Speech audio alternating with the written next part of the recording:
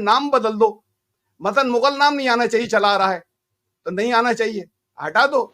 तो फिर उसके बाद चिकन मुगलाई की जगह उसका नाम जो है वो चिकन हेडग्वारी रख दो। ऐसे ही शामी कबाब खाते हैं तो फिर नाम बदल दो और नाम उसकी जगह हरिद्वारी कबाब कर दो। हमारी तो खाल भी हमने लिया हुआ है, खाल भी काम आ जाएगी, स्किन भी काम आ जाएगी। लोग जो जल जाते हैं 60% 70%, उन्हें मानव की खाल चाहिए होती है। तो मरने के बाद अगर हमारी खाल किसी के काम आ रही है तो क्या होगा?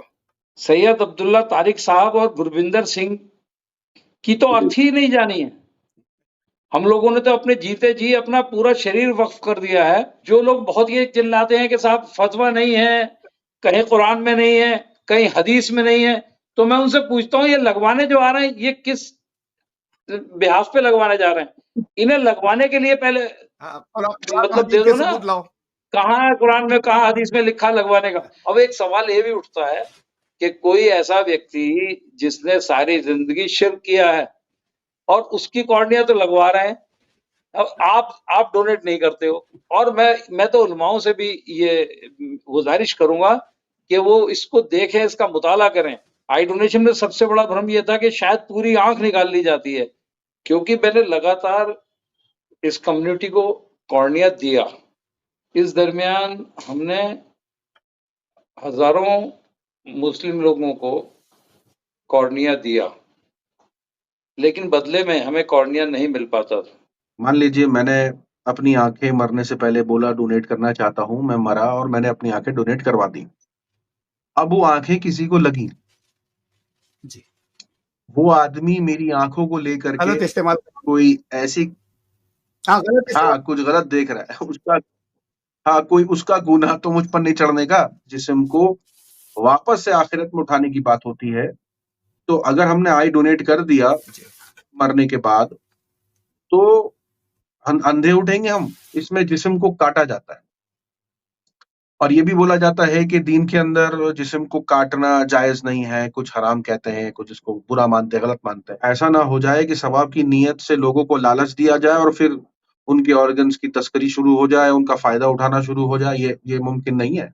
तो दोस्तों स्वागत है आप सभी का हमारे चैनल मिस्टर रिएक्शन पर। आज का टॉपिक थोड़ा इंटरेस्टिंग होने वाला है क्योंकि ये ऑर्गन डोनेशन पर होने वाला है, क्योंकि ये ऐसा टॉपिक है जिसके बारे में आपको ढेरों वीडियो मिल जाएंगे। कई लोग, कई स्कॉलर्स, कई आलिम इस पर बात करते हुए मिल जाएंगे। कई लोगों का मानना है कि जायज है, कई का मानना है नाजायज है। कई लोग सवाब मानते हैं, कई लोग नहीं मानते हैं। कई लोग कहते हैं सही है, कई लोग कहते हैं नहीं है। तो आज अल्लामा सईद अब्दुल्ला तारिक साहब से हमारा जो डिबेट होने वाला है, जो हम सवाल करेंगे उनसे, हमारे बीच में जो हम रखेंगे बात को, वो यही होगा कि ये कितना सही है, नहीं है, और जो लोगों के, आलिमों के, स्कॉलर्स की जो राय है वो किस हद तक सही है, नहीं है, और क्या ये करना सही है कि नहीं है। अल्लामा सईद अब्दुल्ला तारिक साहब, आपका बहुत बहुत स्वागत है हमारे चैनल मिस्टर रिएक्शन पर। बहुत बहुत शुक्रिया। ये सवाल बहुत आम नहीं है क्योंकि इसके बारे में इतनी चर्चा नहीं की जाती, लेकिन हाँ समाज के लिए बेहतर काम है। और ये ऐसा काम है कि अगर इसमें हम कन्विंस हो पाए, कन्विंस से मेरा मतलब ये हुआ कि हम ये जान पाए कि बिल्कुल ये ऐसा काम है जिससे इंसानियत का भी भला होगा और हमारा भी भला होगा, हमारा इन अ सेंस आखिरत में। क्योंकि एक मुसलमान की सारी चाह यही होती है कि आखिरत उसकी आसान हो जाए। वो दुनिया में जदोजहद भी इसी नियत से करता है कि उसकी आखिरत सही हो जाए। जब टॉपिक आखिरत का आता है वहां ये मामले, जैसे आई डोनेशन हो गया, ऑर्गन डोनेशन हो गया, ये पॉइंट्स थोड़े से सेंसिटिव हो जाते हैं क्योंकि इंसान को डर लगता है इस बात से कि ये सही है कि नहीं है।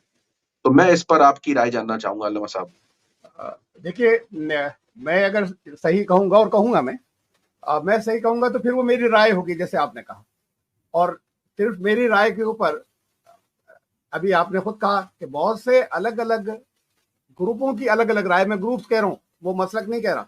इसलिए कि इमाम हनीफा, इमाम शाफी, उनके दौर में तो था ही नहीं इशू, तो यहाँ वो हनफी शाफी वाले ग्रुप या फिरके भी नहीं है।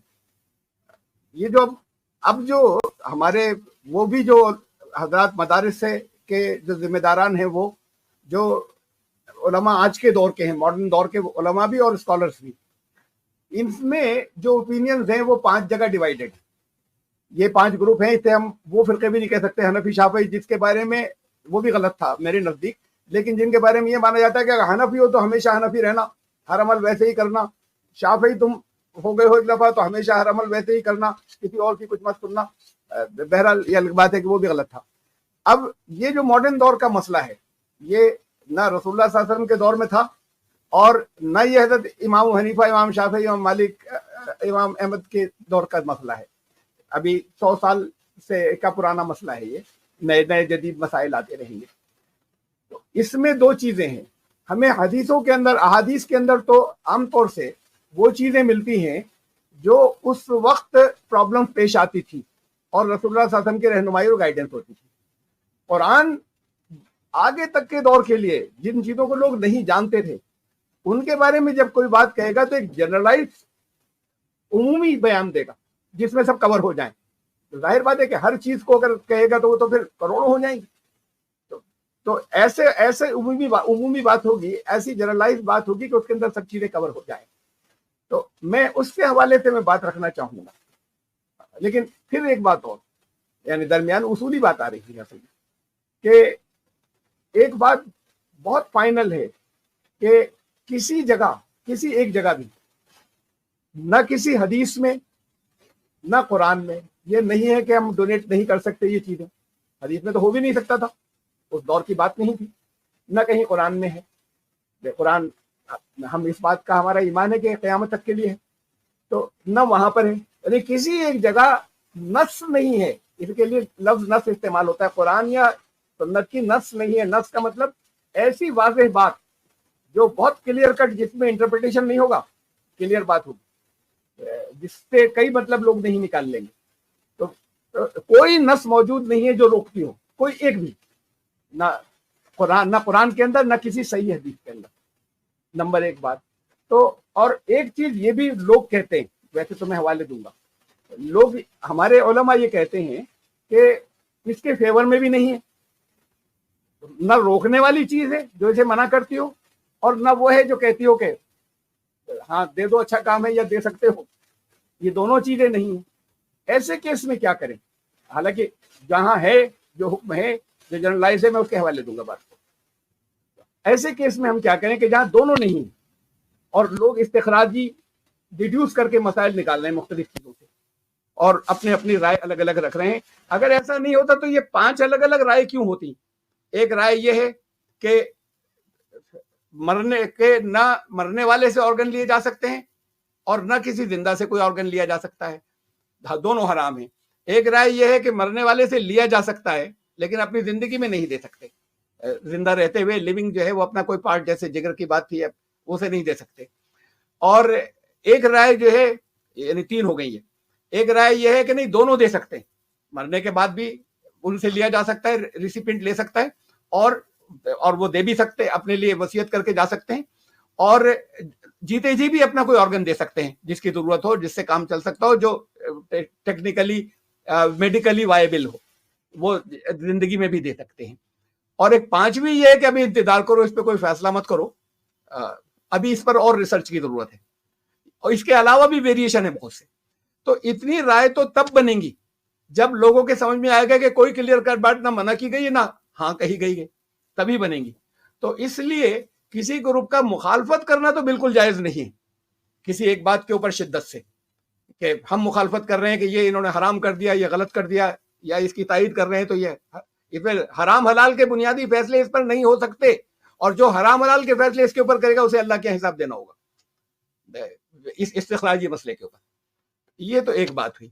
लेकिन इसमें शरीयत की बात यह है कि मसलन कुरान ये कहता है, कुरान ने हराम चीजों की लिस्ट नहीं गिनाई है, हलाल चीजों की लिस्ट नहीं गिनाई है, फेरिस्त गिनाई है हराम की, इसलिए हराम थोड़े से हैं। अगर हलाल की गिनाना शुरू कर दें तो ये तो करोड़ों चीजें हो जाएंगी कि क्या क्या हलाल है, चंद चीजें हराम है। कुरान ने कहा कद फस्सल लकुम मा हर्रमा अलैकुम, हमने सब बता दिया तुम्हें जो हराम की गई है तुम्हारे ऊपर, हमने तुम्हें वो सब की तफसील बता दी जो हराम की गई है। कुछ चीजें हराम है, ऐसा नहीं है कि हम उसके बाद अपने हराम करते फिरें जो कुछ उसने कहा है।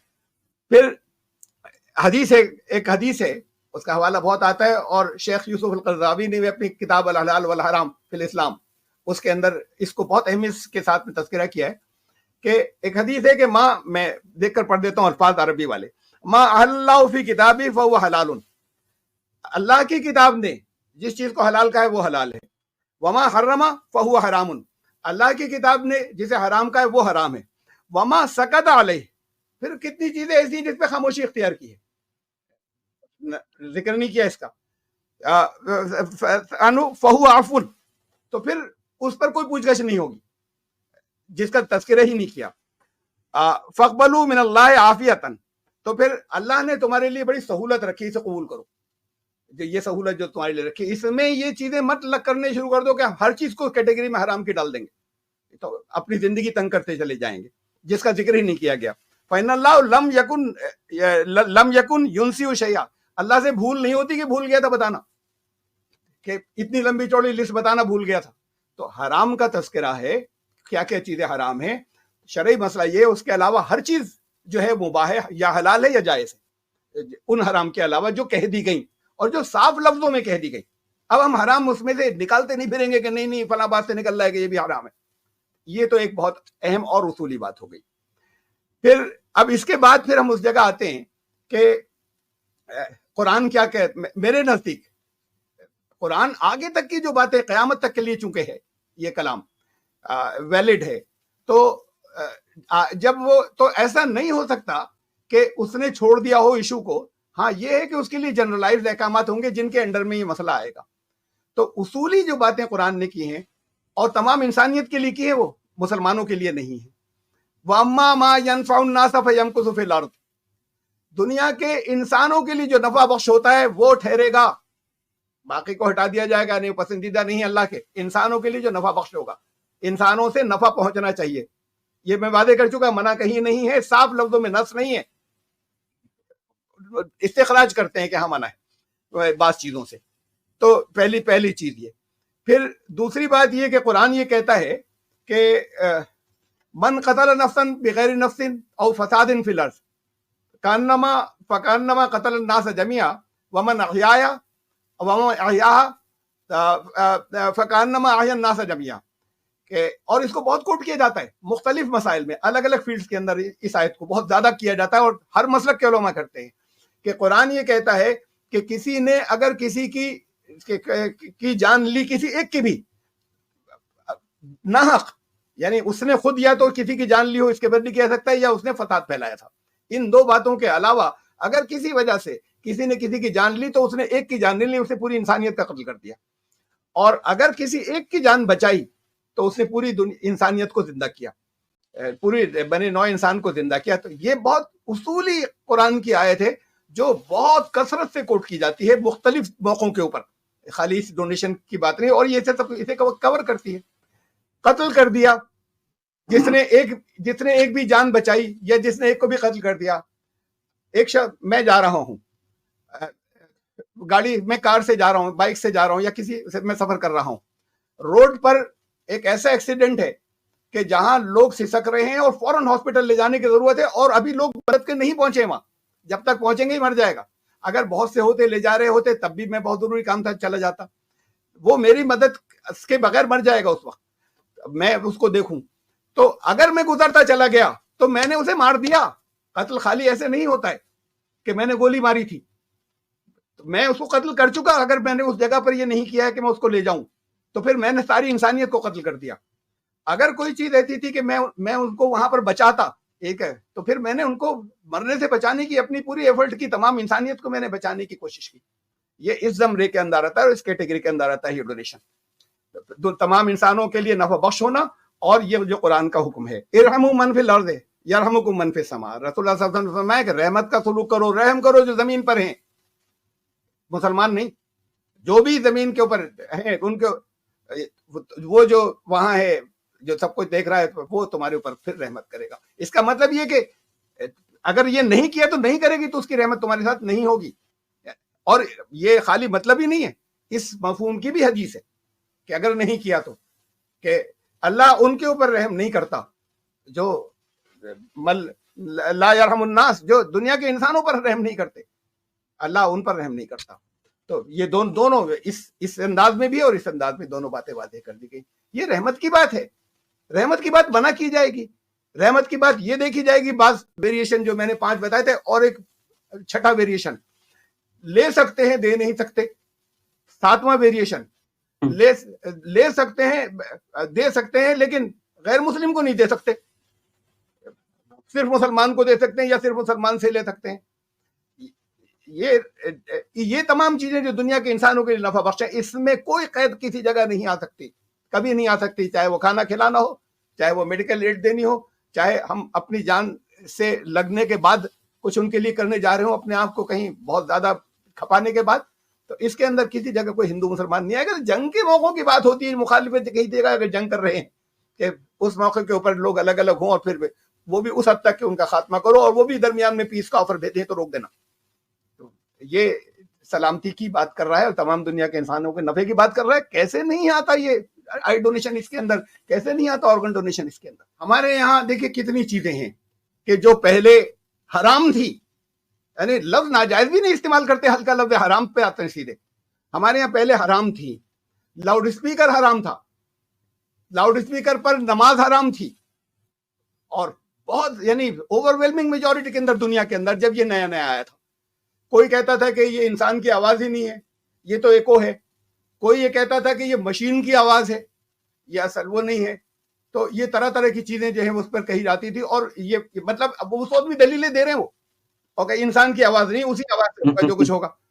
तो अब बात यह है, आज सब उसी को इस्तेमाल करते हैं। क्या इस मेरा सवाल उसके साथ में, और मैं करता जाऊंगा मिसालों के साथ, क्या दीन बदल गया इस बीच में? आपकी दीन की अंडरस्टैंडिंग बदली। ये मुसलमान, खासतौर से इंडियन सब कॉन्टिनेंट के मुसलमान 50 साल बाद कबूल करते हैं, और सब करते हैं, लेकिन 50 साल बाद कबूल करते हैं किसी रिफॉर्म, वो रिफॉर्म जो कुरान से साबित है, उसको लेट हो जाते हैं। ये लाउड स्पीकर, तस्वीर, ऐसी मुमानियत थी, ऐसी सख्त कि किसी हालत में जायज नहीं है। मैं उसमें नहीं जा रहा क्या क्या हदीसें हैं और क्यों जायज है या नहीं है, इसे छोड़े, मैं इसलिए को फिर टॉपिक अलग है। किसी हालत में जायज नहीं है, मुतलक हराम है। अब वो हलाल हो गया और सब जगह हलाल हो गया, तकरीबन सब जगह। बहुत छोटे से कहीं कुछ ग्रुप जो है वो अब भी सख्ती कर रहे हो। तो क्या दीन बदल गया इस बीच में? दीन तो वही था जो पहले था, जो मोहम्मद रसूलुल्लाह सल्लल्लाहु अलैहि वसल्लम के वक्त था, वही दीन आज भी है, वही क़यामत तक रहेगा। दीन की अंडरस्टैंडिंग बदली, रिफॉर्म देर से कबूल किया, उससे जितने फायदे थे उसका गलत इस्तेमाल गलत होगा, उसका अच्छा इस्तेमाल अच्छा होगा। तो उसके जब अच्छे इस्तेमाल बहुत ज्यादा थे और जब बहुत ज्यादा इतने जरूरी हो गए तो इन सबको भी इस्तेमाल करना पड़ा। अब वही सब तस्वीरें अपने छापने भी लगे, उन्हीं के ऑर्गन्स जो है अपने ऑर्गन्स के अंदर, अपने प्रिंट छापने लगे, तो दीन तो नहीं बदला दरमियान में। ऐसे ही है कि जब शुरू में जब मुमकिन हुआ था ये ब्लड दे सकना या ब्लड ले लेना, तो ब्लड देना जो है वो हराम था, ये भी मना था। आज ब्लड देना जो है वो आम हो गया, इसलिए आम हो गया कि आज इतनी बीमारियों के अंदर आम हो गया, सवाब हो गया। आज इतनी बीमारियों के अंदर जरूरत पड़ जाती है कि अब उससे कोई बच नहीं सकता कि उसे ब्लड लेना है, और लेना है तो अब देना भी है। ये भी कानून बन गया कि तुम दोगे 1 यूनिट तब तुम ले सकते हो, वरना नहीं। तो फिर अब देते भी हैं। तो अब ये भी अब वो जो है वही, जैसे आपने कहा, तो सवाब का भी काम हो गया। अब ये भी फर्क निकाल लिया उन्होंने कि नहीं वो खून तो रिक्रिएट हो जाता है और ऑर्गन रिक्रिएट नहीं होते। तो बात रिक्रिएशन की नहीं है, बात इसकी है कि आप जिंदा रहते हैं या नहीं रहते हैं। आप थोड़ी सी मुश्किल से जिंदगी गुजार लें और दूसरे की जान बच जाए, ये बेहतर है, या कहें कि नहीं मुझे कुछ नहीं हो, फिर ठीक हो जाए तो हो जाए। तो ये तो गैर इंसानी बात है, इस इंसान के बारे में सोचा ही नहीं। अपने घर के आदमी के लिए तो स्पिरिट नहीं होगी, बाकी दुनिया के लोगों के लिए स्पिरिट होगी। अपने सगे भाई के लिए अगर मैं बहुत करता हूँ, माँ अपने बेटे के लिए चाहती जान दे दूं मैं, ये इसे बचा लूं मैं किसी तरीके से। स्पिरिट अगर ये बाकी इंसानियत के लिए नहीं हो तो फिर तुम दुनिया में सरवाइव नहीं करोगे। कुरान कहता है आग लग गई कहीं, आप देखते रहेंगे, बचाने की कोशिश लोगों को नहीं करेंगे, थोड़ा सा रिस्क आपका है। लेकिन ये भी मुमकिन है जान चली जाए, लेकिन बहुत मुमकिन है कि आपकी जान बच जाए, आपको तकलीफें पहुंच जाए। नहीं तुम्हारे अगर आंच भी आ गई तो हराम है, उन्हें मत मर जाने दो। ये इंसानियत है, ये कुरान इसकी तालीम देगा। हमारा दीन मोहम्मद रसूलुल्लाह सल्लल्लाहु अलैहि वसल्लम इसकी तालीम देंगे कि डूब रहा है कोई, तो अब अगर मुझे तैरना ही नहीं आता तो मैं नहीं कूद सकता, कुछ और कोशिश करूंगा बचाने की। लेकिन अगर मुझे तैरना आता है और उसमें मेरा भी कुछ रिस्क है, तो इंसानियत ये कहते हैं नहीं तुम अपने आप को नहीं डालोगे किसी रिस्क में। इंसानी जान बड़ी मोहतरम है, कुरान कहता है, यानी जो इतराज आता है ना, वलक़द कर्रमना बनी आदम, हमने इंसानी जान को बहुत का इकराम किया और बहुत बाइज्जत बनाया है, तो तुम्हें अपनी जान को इतना बचाना है। इंसानी जान वो बाइज्जत नहीं है जो मर रहा है, सिर्फ अपनी ही बाइज्जत है, वो बाइज्जत दूसरे की नहीं है। क्या खुदगर्दी है ये, कैसे खुदगर्द बन के इसे इंटरप्रेट किया जा रहा है। हम यानी सारी दुनिया सिर्फ समझती नहीं, कॉमन सेंस की बात नहीं है, अंदर से इंसानी फितरत के अंदर है कि कोशिश करनी है बचाने की, चाहे उसके अंदर हमें कुछ थोड़ा बहुत नुकसान पहुंच जाए। और लोग तो वो भी हैं कि जो जान उनकी चली जाती है और बहुत से लोगों को बचा लाते हैं, बचा लेते हैं। इंसान अपनी जिंदगी के अंदर अच्छे काम करता है जिससे दूसरों को नफा पहुंचे, वो सदक़े जारिया होते हैं। ये एक ऐसा अमल है कि जो मरने के बाद अमल कर सकता है, बाकी मरने के बाद कोई अमल नहीं होता। कह गया कि मरने के बाद मेरे जिस्म बॉडी के कुछ हिस्सों से भी लोगों को फायदा पहुंच जाए। अल्लामा साहब देखिए, जहां तक कि मैं समझ पा रहा हूं कि दलीलों से ये समझा जा सकता है कि नेकी का काम है, अच्छा अमल है, और जो अच्छा अमल होता है वो बेशक आखिरत में नफा पहुंचाता है। लेकिन कुछ आलिमों का ये भी कहना है कि इस हिसाब से क्या बाजार नहीं लग जाएगा अगर लोगों ने इस तरीके के कामों को अंजाम देना शुरू कर दिया और सवाब की नीयत से ही शुरू कर दिया, तो ऐसा ना हो जाए कि सवाब की नीयत से लोगों को लालच दिया जाए और फिर उनके ऑर्गन्स की तस्करी शुरू हो जाए, उनका फायदा उठाना शुरू हो जाए। ये मुमकिन नहीं है। देखिए, जितने वो लोग जो इजाजत देते हैं, जितनी शर्तें वो लगाते हैं, करीब करीब वो सारी शर्तें लॉ में हैं। दुनिया के करीब करीब हल्कों में वो सारी शर्तें लॉ के अंदर मौजूद हैं। तो अब जिसके साथ में वो इजाजत देते हैं, अब ये तो सिर्फ वो कह रहे हैं कि जो हराम है, वरना इजाजत देने वाले भी तो बहुत है ना। तो अब किसी भी चीज को, ये खाली इसकी बात नहीं हो रही, हम कानून से सिर्फ नहीं रोक सकते। हम शराब को बंद, कुरान ने कह दिया हराम है, हम उसको कानून से बंद नहीं कर सकते।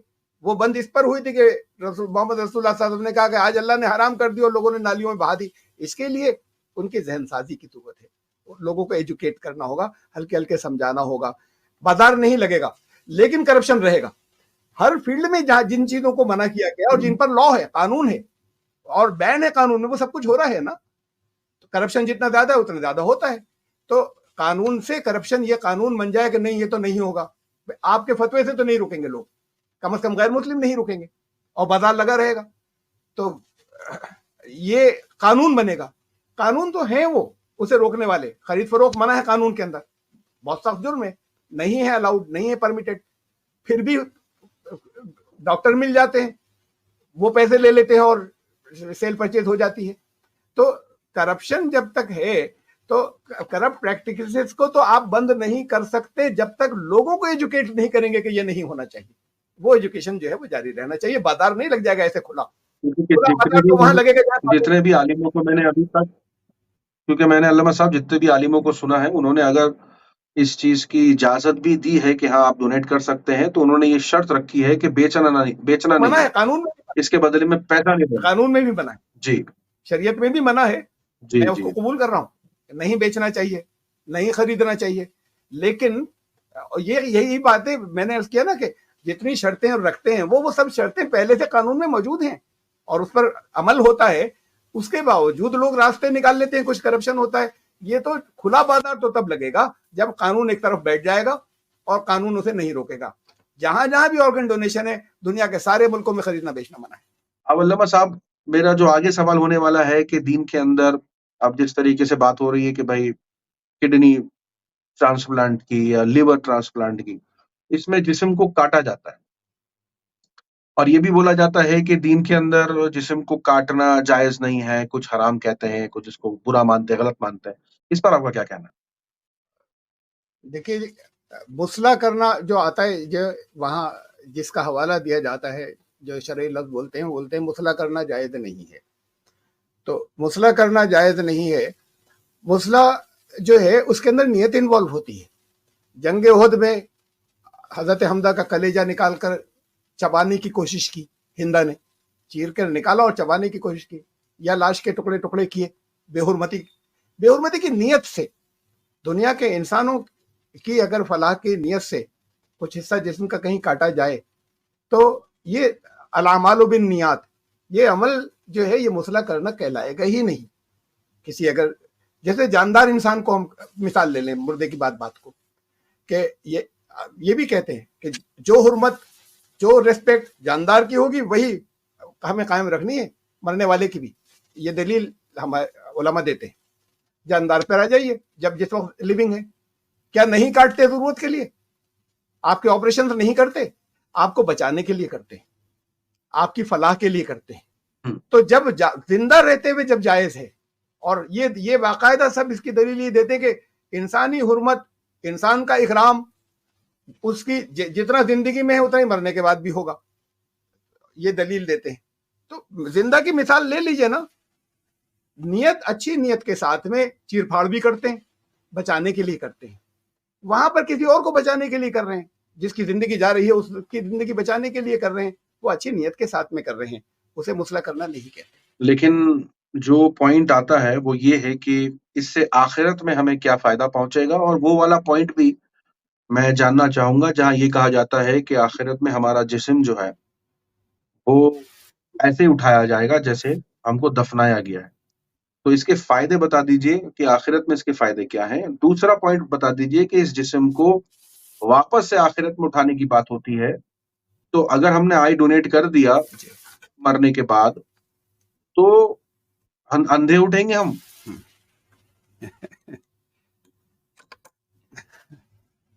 हिंदुओं को तो उठाया ही नहीं जाएगा, सिखों को नहीं उठाया जाएगा, बुद्धिस्ट को उठाया ही नहीं जाएगा, वो साफ बच जाएंगे। सब हिसाब किताब इनसे होगा, मुसलमानों से और या ईसाइयों, और इनसे इसलिए कि इनको दफन किया जाता है पूरा यहाँ पर। उनकी तो राख, उनको जलाकर राख जो है वो दूर दूर नदियों में और हवाओं में बिखरा दी जाती है।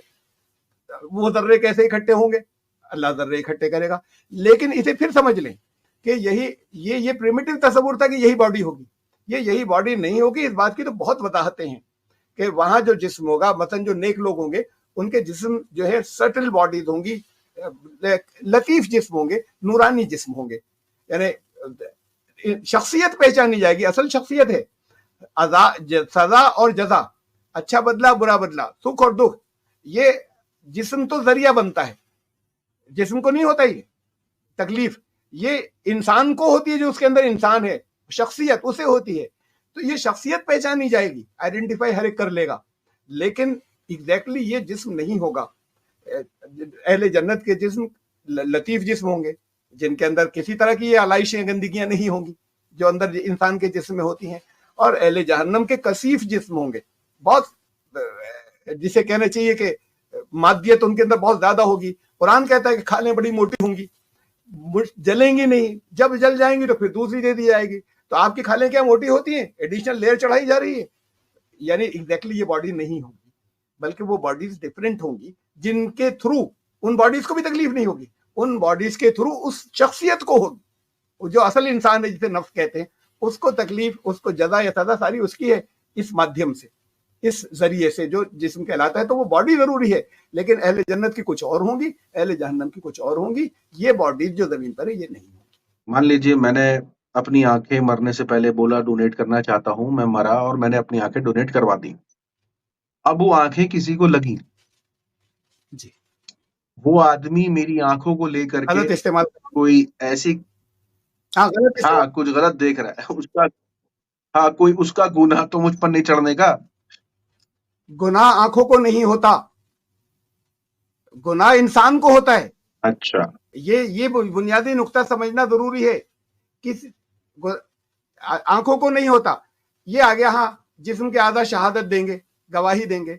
जब तक आपके पास थी या मेरे पास थी, उस वक्त तक मेरी शख्सियत की गवाही दे रही हैं वो। जब वो किसी और लिविंग पर्सन के अंदर गई, अब उसकी शख्सियत की गवाही कर रही है। ये तो सिर्फ मीडियम है, अब उसकी शख्सियत की गवाही दे रही हैं। तो गुनाह, सवाब, अज्र, सजा, ये सब उसको होगा, इंसान को, उसकी शख्सियत को, उसके नफ्स को। आंखों को नहीं होगा। आंखें नहीं देखती बुरा, वो इंसान बुरा देखना चाहता है तो आंखों से काम लेता है। तो आंखें सिर्फ मीडियम है, तो उसको वो गुनाह सवाब उस इंसान का है, आंखों का नहीं है। तो दोस्तों, अगर आपके कुछ अपने सवाल हैं तो कमेंट में जरूर पूछिएगा। अब हम ज्वाइन करेंगे सरदार गुरबिंदर सिंह जी से, सीएल गुप्ता आई इंस्टीट्यूट के फाउंडर, सेक्रेटरी, 20 से 25 सालों से आई डोनेशन के काम में है। अगर मैं बात करूं आज सरदार गुरविंदर सिंह निर्मल जी की, तो इनकी एक वीडियो वायरल हुई थी जिसके अंदर हम ये देख पा रहे थे कि एक शिकायत थी इनकी, और इनकी शिकायत ये थी कि मुसलमान बढ़ चढ़ करके इन कामों में हिस्सा नहीं लेते। यानी मुसलमानों की तो इन्होंने मदद करी, लेकिन जब बात आती है डोनेट करने की, किसी की मदद करने की, तो मुसलमान इन कामों में उतने हिस्सेदारी नहीं लेते हैं। तो टॉपिक साफ है।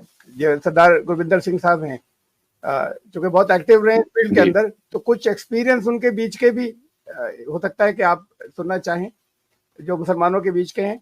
और एक जहां पर मैं मौजूद था, जहां आई डोनेशन अभी रिसेंट जो हमारे यहाँ हुआ, और जहां आप कर रहे थे, आप लेके आए थे अपनी टीम को, टेक्निकल टीम को, तो वहां एक बात करते गए, वहां ऑपरेशन चल रहा था, आप बात करते गए, और आपने कहा, लोगों वहां जो लोग मौजूद थे उनका हटो हटो, बच्चों पीछे जाओ, ये बड़े पीछे जाओ, यहाँ कम लोग रहे।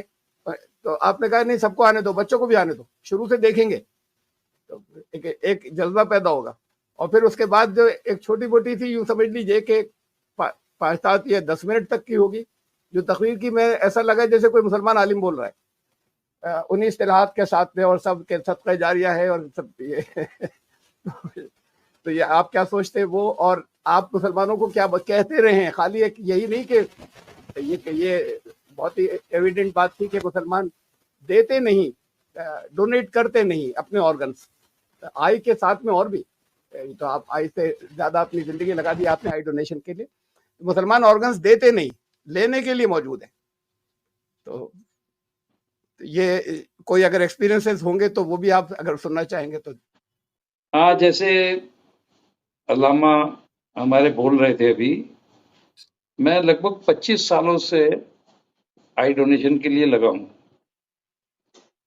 इस दरमियान हमने हजारों मुस्लिम लोगों को कॉर्निया दिया, लेकिन बदले में हमें कॉर्निया नहीं मिल पाता था। वही मेरा दिल में जो दर्द था, वो मेरा छलका था जब वो इंटरव्यू एक रामपुर में हुआ और उसके अंदर मैं बोला था। मेरा मकसद था कि मैं लोगों को किसी तरह झकझोरूं, और मेरे उस झकझोरने से लोगों के अंदर जज्बा पैदा हो कि इस्लाम तो एक सलामती का मजहब है, तो वो कैसे इस नेक काम को, ऑर्गन डोनेशन को या ब्लड डोनेशन को मना कर सकता है। इसीलिए मेरे कई बार मेरी स्पीच में थोड़ी सी तुलसी भी आ जाती थी, क्योंकि मैंने लगातार इस कम्युनिटी को कॉर्निया दिया। तो अल्टीमेटली ये वर्क फाउंडेशन थी, जिन लोगों ने हमारी पिछली मीटिंग में आकर वादा किया था कि वाकई आपकी बात सही है, जब कभी ऐसा कोई मौका आएगा तो हम भी इस काम के लिए आगे बढ़ेंगे। और इस बार 2 ऐसे इंसिडेंट हुए। एक मुरादाबाद में वर्क फाउंडेशन के ही मेंबर थे, जिन्होंने अपनी मदर का आई डोनेशन कराया, और दूसरा ये रामपुर में हुआ, जिसमें अब्दुल्ला तारिक साहब शरीक रहे और इनके प्रयास से सारा काम हुआ। तो मेरा कहने का मकसद ये था कि शायद इन चीजों से लोग इबरत हासिल करें और इस नेक काम में अपनी भागीदारी करें। और मुझे अब उम्मीद है कि एक बार जब मुस्लिम समुदाय इस काम के लिए आगे आ गया है, तो अब ये रुकने वाला नहीं है, और लोग भी आएंगे, क्योंकि आफ्टर ऑल हम सब लोग भारतीय हैं, हम सब इंसान हैं, और एक इंसान होने के नाते हमारा ये फर्ज है कि हमसे इंसानियत को फैज़ पहुंचे। और जो नाबीना होना है वो एक बीमारी है, और आपके यहाँ धार्मिक एतबार से बीमारी का इलाज कराना सुन्नत है, उसके अंदर भागीदारी करना भी सुन्नत है। तो इस तरह से अगर मुस्लिम समाज भी कॉर्निया डोनेट करने लगे, तो भारत के जो 40 लाख कॉर्नियल ब्लाइंड हैं, उन्हें बहुत जल्दी कॉर्निया मिल जाएगी, और हमारे भारत में कोई भी व्यक्ति कॉर्नियल अंधत्व से ग्रस्त नहीं रहेगा। अर्थात जितनी भी कॉर्नियल ब्लाइंडनेस है वो दूर हो जाएगी। श्रीलंका बहुत छोटा सा कंट्री है, लेकिन वहां पर 100% आई डोनेशन होता है। इसके कारण वहां पर जो कॉर्नियल ब्लाइंडनेस है वो 0 है, इरेडिकेट कर दी गई है। तो बस यही हमारी उम्मीद थी और अब एक आशा की किरण हमें दिखाई दे रही है। वर्क फाउंडेशन की जो टीम है उसके प्रयासों से, और अल्लामा हमारे जो हैं तारिक साहब बहुत ही ज्यादा इसमें लगे हुए हैं, तो बहुत जल्दी हम लोग इस परेशानी जो थी हमारी, इसे ओवरकम कर जाएंगे और हमारे भारत में भी कोई कॉर्नियल ब्लाइंड नहीं रहेगा। बहुत बहुत शुक्रिया जी। इस ताल्लुक से जो अभी सरदार गुरविंदर सिंह साहब ने फरमाया, आपने बताया 25 साल से लगे हैं, ये 25 साल से कुछ और पहले की बात है। यहाँ पर रामपुर में एक समाजी सोशल वर्कर हैं सतीश भाटिया, उन्होंने यहाँ रामपुर आई हॉस्पिटल भी है रामपुर में, तो उससे के हवाले से उनके डॉक्टर को भी बुलाया था, तो और उन्होंने वहाँ आके, वहाँ वक्त के लोग थे, तो उन्होंने हमसे ये कहा था कि असल में जलसा तो कुछ और था प्रोग्राम, और उसमें उन्होंने खड़े होकर ये बात की कि यहाँ ये डॉक्टर साहब भी मौजूद हैं आई हॉस्पिटल के, और मुसलमान, वही बात जो भी आपके सामने आई थी कि मुसलमान आई डोनेट नहीं करते, लेते हैं, रिसिपिएंट्स तो हैं। तो नेक्स्ट डे हमने उस वक्त जो हमारे वर्क के रामपुर में मेंबर्स थे, उसमें लेडीज भी थी, 12-13 लेडीज थी, तो 63 का आई डोनेशन फॉर्म भरवा कर भेजे थे हमने। अब फॉर्म भरने से तो नहीं कहीं डोनेशन हो जाता, बात तो ये है कि भाई आप अमल करिए, कोई होना चाहिए ना। उस 25 साल में एक भी नहीं हुआ, मैं उसके बारे में बताना चाहता हूँ, यानी कि हम कमिटेड हैं इस कॉज के लिए, हमारे सारे वर्कर्स भी कमिटेड हैं, लेकिन हमारी ऑर्गेनाइजेशन ने पूरी ऑल इंडिया, और हो सकता है कि अब्रॉड भी जितने हैं, उन सब में मिलाकर सबसे ज़्यादा एजेड मैं हूँ, आई एम 71+।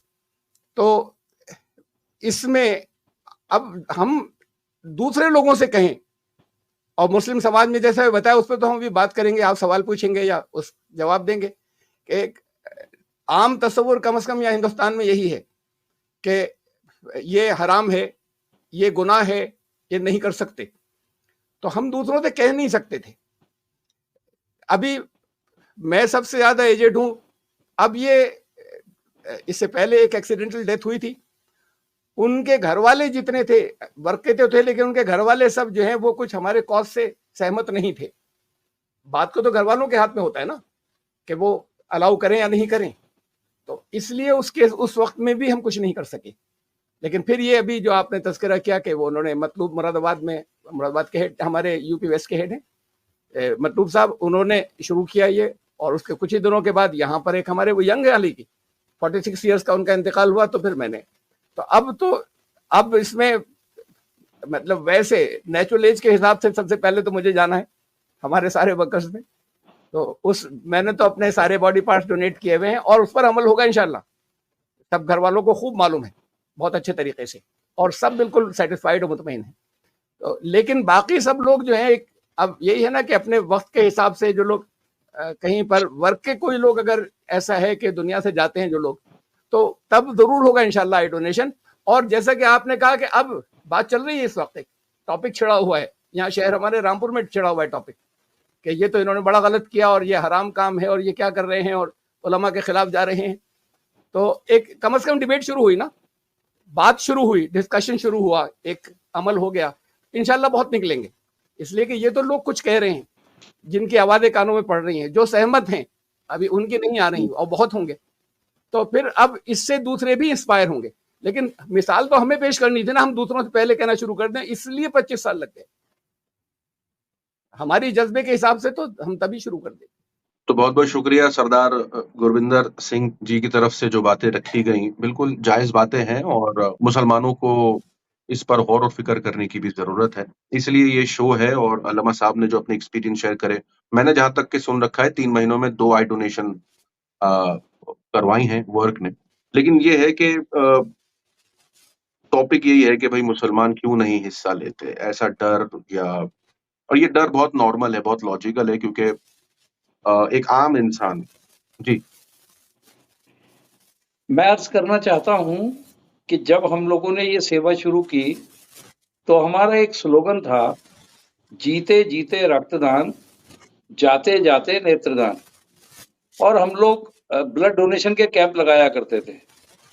तब हमारे मुस्लिम भाई ब्लड डोनेशन के लिए भी आगे नहीं आते थे, लेकिन क्योंकि ब्लड डोनेशन लाइफ सेविंग होती है और उनका कोई अपना dear and near one death bed पे होता है, उन्हें किसी कीमत में भी ब्लड चाहिए होता है, उसके लिए भागदौड़ कर रहे होते हैं। और सरकार ने एक नियम बना दिया कि ब्लड तो आपको रेयर से रेयर ग्रुप का मिलेगा, लेकिन शर्त यह है कि 1 यूनिट आपको भी देना पड़ेगा उसके बदले में। तो फिर पहले शुरू में नहीं दिया, लेकिन बाद में देना शुरू किया। और जब खून देना शुरू किया तो जितना खून देते हैं वो बन जाता है, तभी 3 महीने के अंदर अंदर एक आदमी दोबारा से भी खून दे सकता है। और इसके बारे में जो दुनिया भर के फतवे थे वो पीछे रह गए, और आज हमारे मोमिन भाई भी ब्लड डोनेशन करते हैं, तो इस सेवा के लिए आगे आए हैं। अभी ये जो भ्रम टूट जाएगा आई डोनेशन का। आई डोनेशन में सबसे बड़ा भ्रम ये था कि शायद पूरी आंख निकाल ली जाती है, आंख का गोला निकाल लिया जाता है। अब देखा है हमने, इसीलिए कहा था सब लोग अपनी आंखों से देखें। सिर्फ आंख के सबसे अगला हिस्सा जो मेरी आंख में आपको दिखाई दे रहा है, ये आउटर मोस्ट लेयर जो होती है, ये कार्निया कहलाती है। जैसे प्याज का छिलका उतार लिया जाए, ऐसे एक गोल कट लगा के इससे प्याज का छिलके की तरह से उसे निकाल लिया जाता है, और उसकी जगह एक आर्टिफिशियल कॉर्निया तुरंत लगा दी जाती है। तो किसी प्रकार का वहां पर कोई गड्ढा नहीं बनता, वहां पे डिफॉर्मिटी नहीं आती, किसी प्रकार का खून वगैरह नहीं होता, ऑपरेशन थिएटर जाने की जरूरत नहीं होती, मृतक के घर पर ही होता है। और ये काम इसीलिए हमने सबको दिखाया, पब्लिक किया। जब से हम पब्लिक कर रहे हैं इस काम को, पब्लिक के सामने करते हैं, तो लोगों को समझ में आता है कि भाई इतनी सी खाल, जैसे मेरी ये जिल्द है हाथ की यहाँ पे हथेली के ऊपर, ऐसी ये मेरी आंख की जिल्द है। बस शर्त ये है से अल्लाह ताला ने ट्रांसपेरेंट बनाया है, जिसके अंदर से प्रकाश की किरणें चली जाती हैं, और जो हम देख रहे हैं दृश्य वो इसके अंदर से जाके हमारी रेटिना के ऊपर अंकित हो जाता है। तो इतना सा ये है कि जिल्द निकाल रहे हैं और जिल्द की जगह आर्टिफिशियल लगा दे रहे हैं। किसी ऑपरेशन थिएटर में जाने की जरूरत नहीं। कोई हमारे जो अभी एक हमारे पास खबर आई थी कि इतने बजे गुस्ल होना है, उससे पहले पहले आप ये आई डोनेशन करा दें। ये आपके रामपुर के लोग बताएंगे कि हम इतने फास्ट मोड में गए यहाँ से कि वहां से पौने घंटे में हम रामपुर पहुंचे, और 1 घंटे के अंदर हमने सूचना मिलने के बाद वो कॉर्निया हमने रिट्रीव कर ली। तो हमें खुद फिक्र होती है कि भाई किसी चीज में डिले नहीं होना चाहिए। तो ना तो किसी फ्यूनरल में डिले हुआ, ना किसी गुस्ल में, ना किसी और काम में। इस तरह से हम लोग इस सेवा को कर रहे हैं।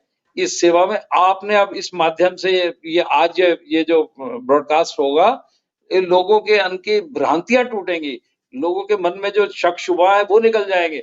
और मैं तो उलमाओं से भी ये गुजारिश करूंगा कि वो इसको देखें, इसका मुताला करें। ये इसमें तो मौलाना मौदूदी ने भी अपने जाते जाते इसको जायज करार दिया था, और इसको एक तरह से लीगल कर दिया था। किताबों में पाकिस्तान में आप देखिए तमाम लोग ऐसे हुए हैं।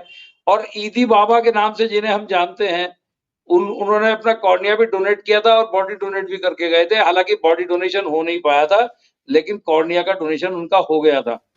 तो उन्होंने तो तमाम लोगों की डेड बॉडीज का संस्कार किया, और ऐसे लोगों को जो कोई हाथ नहीं लगाता था, ऐसे व्यक्ति ने उस काम को किया, और वो भी कह के गया कि भाई अंगदान और आई डोनेशन होना चाहिए।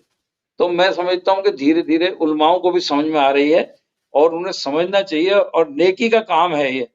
जब आप लगवा सकते हो, तो जिस वक्त आप लगवाने जाते हो, तब भी जो अल्लाह मियाँ के यहाँ का दिया हुआ कॉर्निया होता है, सबसे पहले उसको निकाला जाता है, क्योंकि वो खराब हो चुका होता है। उसको निकालते हैं, तब उसकी जगह पे किसी और मतलब व्यक्ति का लगाते हैं।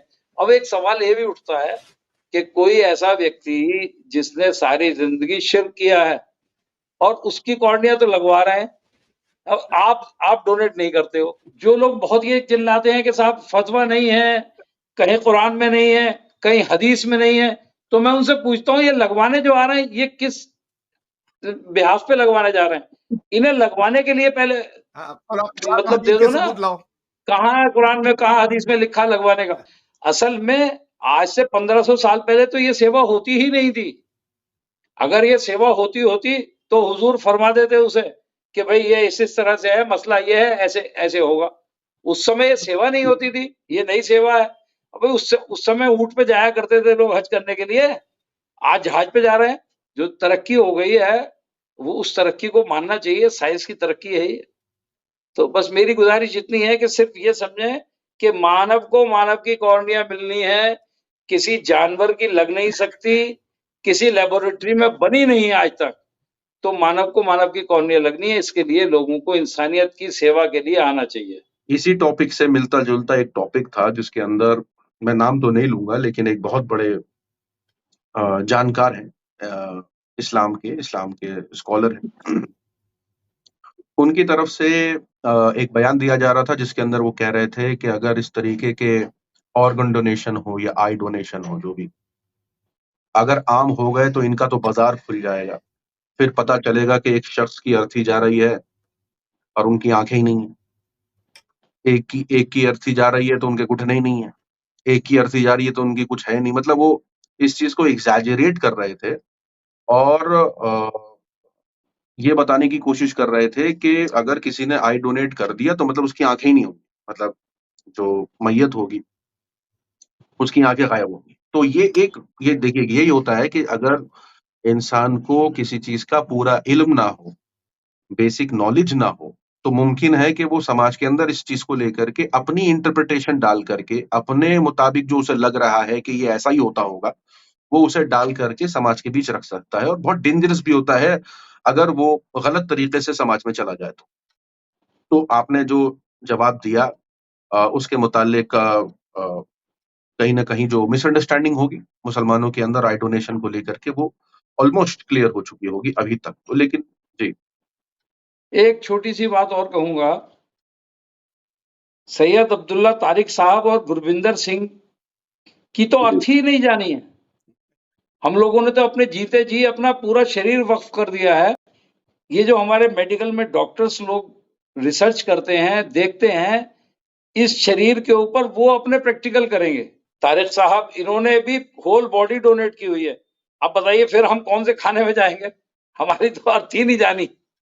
हम तो कहते हैं कि वो यही काम में आ जाए, सारा टुकड़ा, हर एक अंग इसका काम में आ जाए, और बचा खुचा जो होगा उससे वो डॉक्टर रिसर्च कर लेंगे। हमारी तो खाल भी हमने लिया हुआ है, खाल भी काम आ जाएगी, स्किन भी काम आ जाएगी। लोग जो जल जाते हैं 60% 70%, उन्हें मानव की खाल चाहिए होती है। तो मरने के बाद अगर हमारी खाल किसी के काम आ रही है तो क्या होगा? पहले भी तो एक था, राजे जो होते थे वो कहते थे खाल खिंचवा लूंगा, और वाकई जिंदा आदमी की खाल खिंचवाते थे। हम तो मुर्दा होने के बाद की बात कर रहे हैं कि जब हम मर जाएं तो हमारी खाल काम आ जाए। तो इस तरह से ये बातें करना कि उसके घुटने नहीं थे, उसकी आंखें नहीं थी, ये सब मेरे ख्याल से कम पढ़े लिखे होने की ये अलामत है, और कुछ नहीं है। जो बॉडी या अंग डोनेट होगा वो परिवार की मर्जी से ही होगा। जो होल एंड सोल मकसद है इस ऑर्गन डोनेशन को समझने का है, और इसको समझने के पीछे रीजन ही ये है कि मुसलमानों में ये चीज आम हो जाए। जैसे आपने फरमाया कि ब्लड डोनेशन एक टाइम में नहीं अच्छा माना जाता था, नहीं देते थे लोग, लेकिन अभी, और उसके मुतालिक कई सारे फतवे भी जारी कर दिए गए थे, लेकिन अब वो सारे फतवे धरे के धरे रह गए।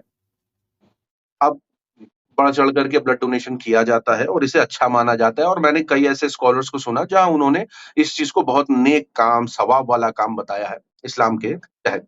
जो बेसिक सिद्धांत है वो तो लोगों के काम आना है, लेकिन कभी कभी ऐसा भी हो जाता है कि इंसान डरता है, क्योंकि जो इस्लाम के अंदर कॉन्सेप्ट है आखिरत का, यानी वो दिन का जिसके अंदर हिसाब किताब होगा, हमारे जो भी कर्म है, जो भी हमने अच्छे बुरे किए हैं, उनका हमें हिसाब देना पड़ेगा। अब उसमें अगर हमने कोई ऐसी चीज कर दी जो कि गलत हो गई, या ऐसा जो कि जायज नहीं है, तो उस पॉइंट ऑफ व्यू से हमें चीजों को देखना पड़ता है कि क्या आखिरत में तो हमारी आखिरत नहीं चली जाएगी?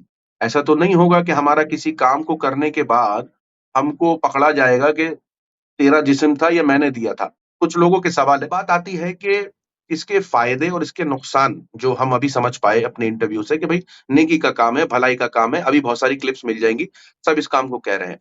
अब बात आती है, कुछ लोग वसीयत की भी बात करते हैं, कुछ लोग कहते हैं कि क्या हम मरने से पहले वसीयत करके चले जा सकते हैं कि हमारा जो ऑर्गन है वो डोनेट कर दिया जाए या हमारी आंखें डोनेट कर दी जाए। तो मेरा सबसे पहला सवाल ये है कि वसीयत के ताल्लुक से ये क्या कोई इंसान अगर नियत भी करे, हम आगे आएंगे सवालों में, लेकिन अगर कोई इंसान नियत भी करे तो क्या इस तरीके की नियत करके वसीयत कर सकता है? वसीयत माल की कर सकते हैं या नहीं कर सकते हैं? पहले में इससे जुड़े हुई और टेक्निकल या शरई एक एतराज भी आता है और उससे रिलेटेड बात है। मरने के बाद ये जिस्म तुम्हारा नहीं रहेगा, अब भी जिंदगी में भी तुम इसके मालिक नहीं हो। तो मैं एक मिसाल दे रहा हूं पैरेलल। क्या पैसे आपके अपने हैं, उसका मालिक वो नहीं है? और जायदाद आपकी अपनी है, उसका मालिक वो नहीं है? सिर्फ शरीर या जिस्म ही ऐसा है कि जिसके मालिक मैं नहीं हूं और आप नहीं है, सिर्फ वो है, बाकी चीजों का सबका मालिक वो नहीं है। क्या माल की वसीयत कर सकते हैं या नहीं कर सकते हैं? क्या जायदाद की वसीयत कर सकते हैं या नहीं कर सकते हैं? फर्क क्या है दोनों में? और फौरन कहते हैं नहीं नहीं, माल की और इसकी दोनों की पोजीशन अलग है। सुन लीजिए, मैं कुरान की दलील ला रहा हूं। इन चीजों को हम नस कहते हैं। अभी जैसे सरदार साहब ने कहा था कि कुरान और हदीस में कहीं ये नहीं है मौजूद कि न दो। भाई अगर ये नहीं मौजूद है कि दे सकते हो, तो ये भी मौजूद नहीं है कि न दो। मैं रखूंगा कि है मौजूद जनरलाइज शक्ल के अंदर, बहुत वाज़ेह तौर पर। कुरान ने कुरान ने कहा, कुरान की आयत है सूरह तौबा की, इन्नल्लाह इश्तरा मिनल मुमिनीना अनफुसहुम व अम्वालहुम बिअन्ना लहुमुल जन्नह। ईमान लाने वाले वो हैं जो अपने जानों और मालों का सौदा कर चुके और उसके बदले जन्नत खरीद चुके। अब यहां पर दोनों बतौर अमानत हैं। अमानत लफ्ज भी आता है दरमियान में जब ये बात अपनी दलील दे रहे होते हैं कि जिस्म तो उसकी अमानत है, माल भी अमानत है, कुरान ने कहा, और दोनों का साथ में नाम लेकर कहा कि ये ईमान लाने वाले वो हैं जो अपने जान और माल को उसके हाथ बेच चुके, सौदा कर चुके, उससे उसके बदले जन्नत ले चुके। अब तुम्हारा नहीं है, उसकी मर्जी से खर्च कर सकते हो। ये अब बात अपनी जगह है कि उसकी मर्जी है या नहीं है, ये आगे यकीनी है बात। लेकिन बात ये कहना कि माल जो है वो उसका सौदा नहीं किया है, माल हमारा अपना और बॉडी या जिस्म जो है वो उसका, तो ये तो बड़ी अजीब सी बात है। कुरान ने कहा दोनों उसके, तो अमानत वो भी है और उसके लिए वाज़ेह तौर पर ये मौजूद है कि उसके लिए वसीयत कर दो। वसीयत कर सकते हैं और कर दो, बल्कि हुक्म भी मौजूद है और वहां भी मौजूद है, हदीस के अंदर भी मौजूद है वसीयत करने का। तो फिर जब हम उसकी कर सकते हैं, और वो भी क्या हमने की, मरने के बाद तो हमारा नहीं बचा। ये भी कहीं से मैंने सुना है या पढ़ा है कि अच्छा जिंदगी में तो तुम्हारा था, यहां तक भी मान लें, मरने के बाद तो तुम्हारा नहीं बचा, तो मरने के बाद माल तुम्हारा कब बचा? फिर कुछ भी तो तुम्हारा नहीं बचा ना। जो तुमने अब जो तुम ट्रांसफर कर रहे हो, जैसे वो ट्रांसफर कर सकते हो ऐसे ये भी ट्रांसफर कर सकते हो। पहले नीड्स नहीं थी, अब नीड्स हैं। मेरा एक सवाल इस मुतालिक भी है कि अभी आपको याद होगा एक हफ्ते पहले एक कंट्रोवर्सी हुई थी। अब देश में हम रहते हैं तो देश के अंदर कई सारे मुद्दों पर अलग अलग बहस छिड़ती है और कुछ कुछ ऐसी बातें भी निकल के आती हैं जो सोचने पर मजबूर करती हैं कि अगर इस तरीके की एक्टिविटी के बारे में हम बात कर रहे हैं कि भाई किसी का दिल डोनेट करना, किडनी डोनेट करनी, लिवर डोनेट करना, आंखें डोनेट करना, तो देश के अंदर एक ऐसा हिस्सा भी है जिसके अंदर एक पर्टिकुलर जानवर को खाना सही नहीं माना जाता। क्या उसको खाने वाले का भी बॉडी पार्ट किसी ऐसे इंसान की बॉडी पार्ट में लगाया जा सकता है जिसकी आस्था उसको एक्सेप्ट नहीं करेगी कि भाई ये तो हम, यहाँ तो होटलों के नाम बदलने की बात हो रही थी, बदलने से मुराद मेरा मतलब होटलों के मालिकों के नाम लगाने की बात हो रही थी, ताकि ये भांपा जाए कि कौन सा रेस्टोरेंट क्या डाल सकता है, क्या शक और शुबा हो सकता है यहाँ से खाने पीने वालों को।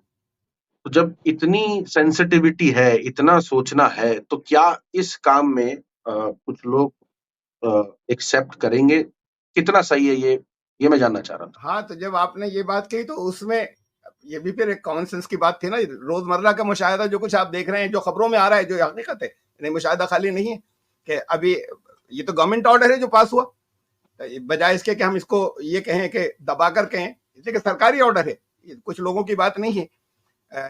तो इसे देखें कि या नॉन वेजिटेरियन खाने वाले in terms of numbers, percentage नहीं, वो गैर मुस्लिम ज्यादा है, मुसलमान उससे कम है हिंदुस्तान के अंदर।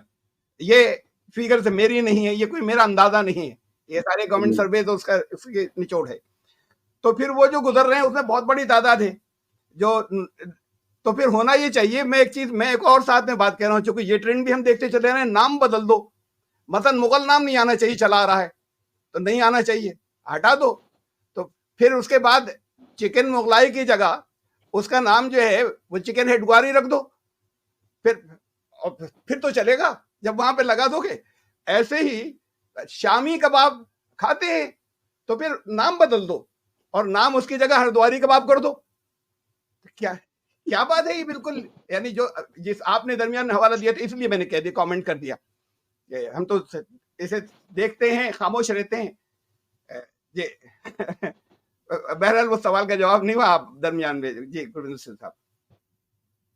ये तो बीच में जो कहा, मैं एक अर्ज करना चाहता हूं कि इस्लाम में नीयत का लफ्ज आता है, बहुत अहम बात है। नीयत से सारा कुछ ताल्लुक है, और अगर नेक नीयत है और नेक नीयत से वो अपना कोई अंग दान कर रहा है इंसानियत की फलाह के लिए, तो मैं समझता हूं कि ये एक नेक काम है और इसे कोई भी मजहब, कोई भी धर्म इसे मना नहीं कर सकता।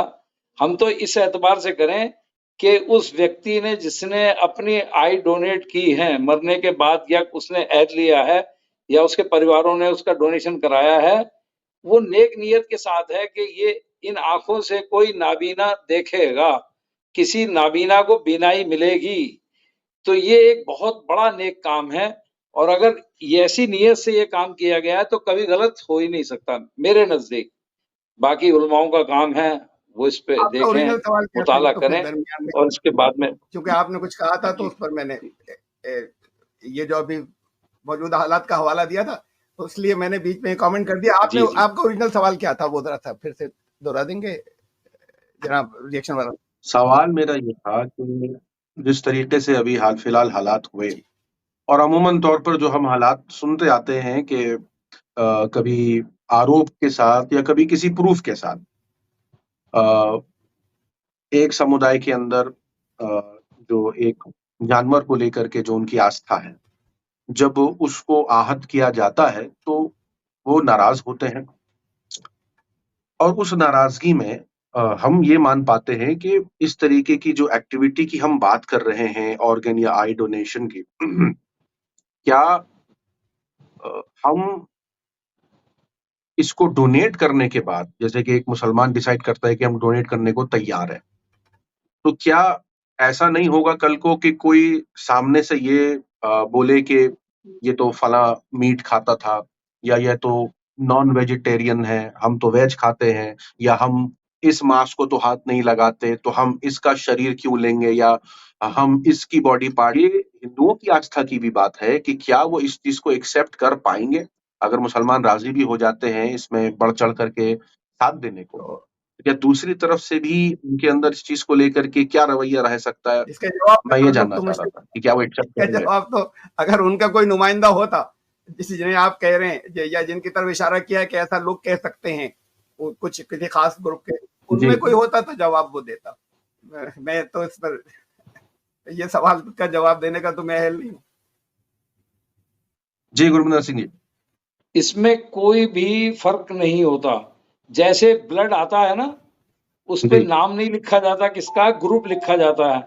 और जब एक रिसिपिएंट जाता है वहां रिक्विजिशन लेके कि हमें इस ग्रुप का ब्लड चाहिए, तो उस पे हिंदू या मुसलमान का ब्लड नहीं होता, उसे दे दिया जाता है और उसकी जान बच जाती है उसकी। इसी तरह से कॉर्नियल जो डोनेशन होता है किसका मिल रहा है, किसको लग रहा है, ये हम बताते ही नहीं, बता ही नहीं सकते। नहीं बता। इसके लिए इंटरनेशनल लॉ है। मैं अगर आप चाहें तो मैं आपको क्लिपिंग भेज दूंगा। एक फिल्म बनी थी, रोटरी इंटरनेशनल ने बनाई थी, उसके अंदर यही सवाल किया था कि क्या हम उस देवता से मिल सकते हैं जिसने अपनी आंख डोनेट की थी? तो वो कहते हैं सॉरी, हम आपकी संवेदनाएं, आपकी भावनाएं वहां पहुंचा देंगे, लेकिन आप उनसे नहीं मिल सकते।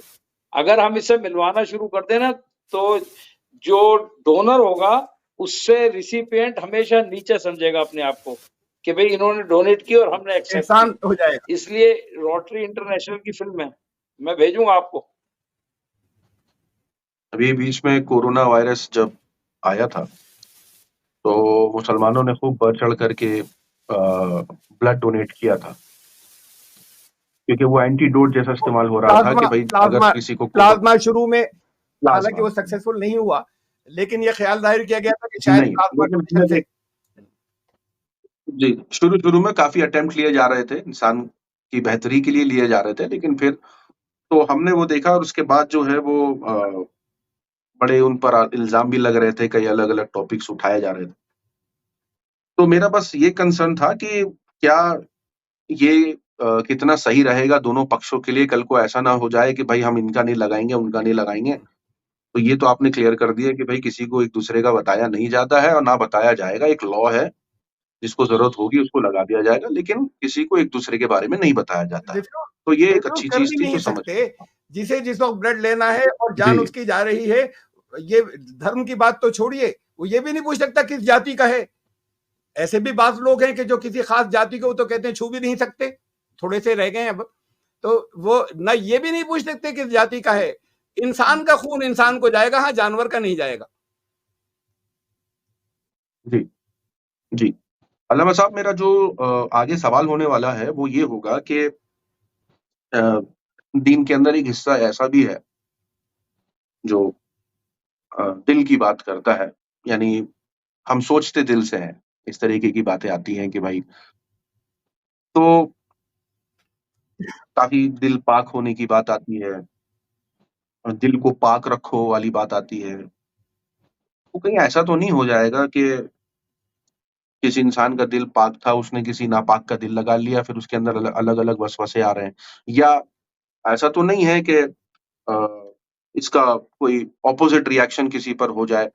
मतलब क्या ऑर्गन डोनेशन करने से या ट्रांसफर करने से, किसी का किसी को लगाने से, क्या कोई सिफती चेंज या कुछ ऐसा मेडिकल साइंस में कुछ ऐसा है? हार्ट में ये ऑब्जर्व किया गया, सिर्फ हार्ट के केस में, लिमिटेड केसेस के अंदर, मेरे पास उसका रिकॉर्ड है, बहुत सालों पहले ये आई थी।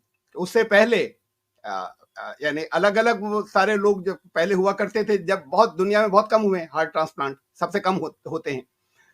फिर जब ये ग्लोबल विलेज बन गया और इंटरनेट आ गया और लोग एक दूसरे को जगह जगह पता, बरसों पुराने खोए हुए लोगों को पहचानने लग गए, उनकी एसोसिएशंस बन गई, कोई कहीं कहीं दूर दूर है लेकिन एक जगह को बिलोंग करता है, एक तरह का है।